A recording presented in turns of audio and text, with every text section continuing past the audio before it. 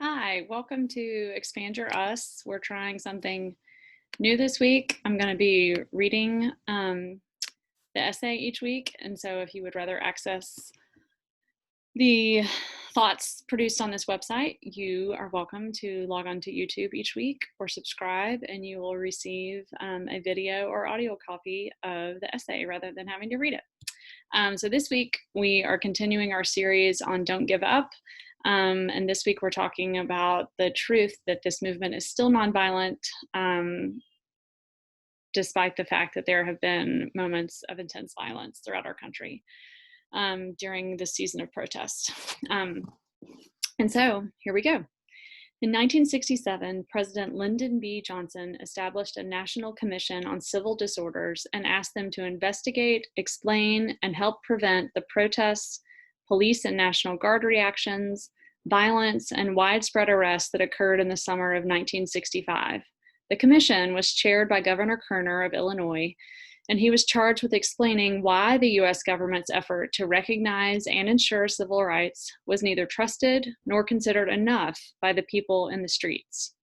We find ourselves in a similar moment. I think many Americans today are wondering why protests are still happening. What do they want? What will satisfy them? People who were leaning in, listening, and learning, participating in their first protest only a month ago, are now wondering why they were sympathetic in the first place. It seems to have gone on too long, and while many are all in, others are turning away in skepticism.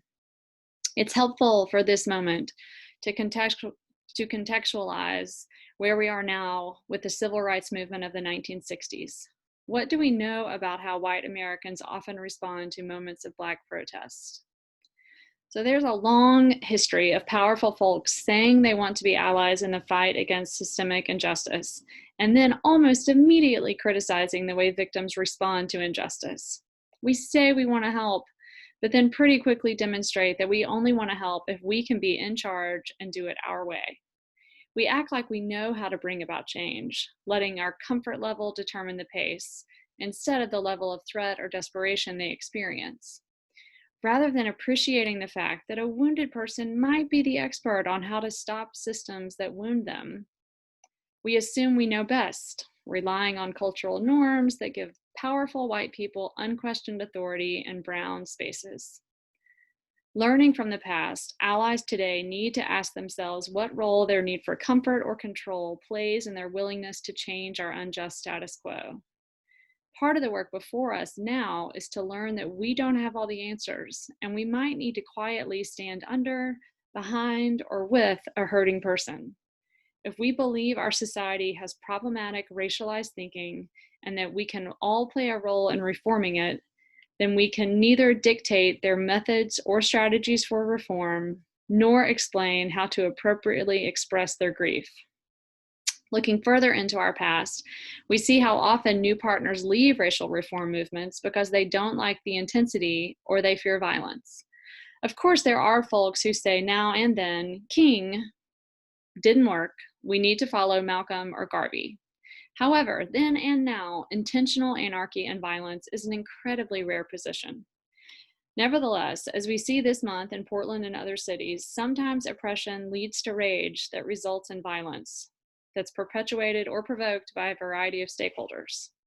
Violence and looting are destructive, and they rarely lead to lasting or positive reform.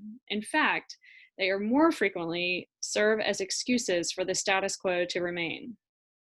So America has a rich history of white folks exacerbating Black violence in order to resist change.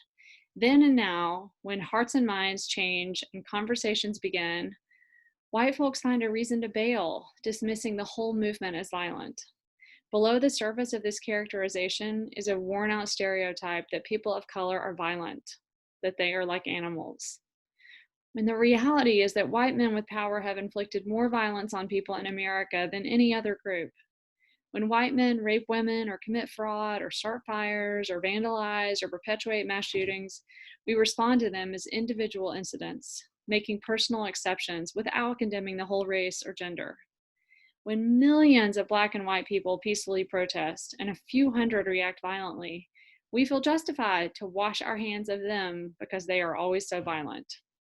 There is a long history here, and it's repeating itself before our very eyes. I expose these patterns to explain why folks feel dismissed or betrayed when white people say, I'm with you, but I feel weird about your looting, violence, shouting, or causing a scene. Dr. King's letter from the Birmingham jail is really helpful here too, by the way. So when we lead with concerns about rare looting or violence, we evoke this history in which underlying issues were erased or ignored. A brief period of violence is used to silence outrage about centuries of wrong and racialized hatred. As allies, we have to both advocate for nonviolent resistance and disrupt norms until structures actually change. We can't say, my entrance fee is for you to make me feel better about condemning the looting or violence. Then I'll stick around to hear about systemic racialized oppression. We can't say, I'm with you, but don't be rude or impatient or violent. Just slow down and everything will change. Instead of asking people of color to pay what I call an entrance fee to keep you involved, put your energy, body, money, influence, prayers, and votes behind clear policy changes that expose injustice, reduce harmful bias, and expand opportunity. Listen, I want to be honest, there are many reasons to give up. Rocking the boat and challenging powerful status quos is hard work. Making normalized behaviors uncomfortable is very effective in affecting change, but let's be honest, it's uncomfortable and difficult. We live in an age of canceling. While it's reasonable to fear being canceled, don't let that fear lead you to give up in the righteous fight to increase equity and stop racial injustice. Those who like the status quo as it is will tell you that if you're sympathetic or support the movement, you must absolutely support every single word ever uttered or action committed by any member of the movement. That's not so. Reject that binary and welcome instead the nuance required for complicated, high-stakes collaboration. With nearly every single affiliation in my life, there are some aspects that I adore and others I could do without or actively oppose. You can't be married for as long as I have if you pretend that one concerning habit is a reason to bail. If you think our country largely rewards and punishes along racial lines, and if you think we have some toxic habits in our structures and institutions, then don't give up on our moment to improve the way we treat each other in neighborhoods, schools, jails, around water coolers, the halls of Congress, and the Oval Office. Thanks for listening. In August, I'll go back to posting every other week.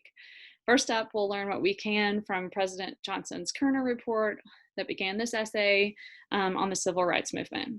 I appreciate you being with us, and I look forward to seeing you in a week or two.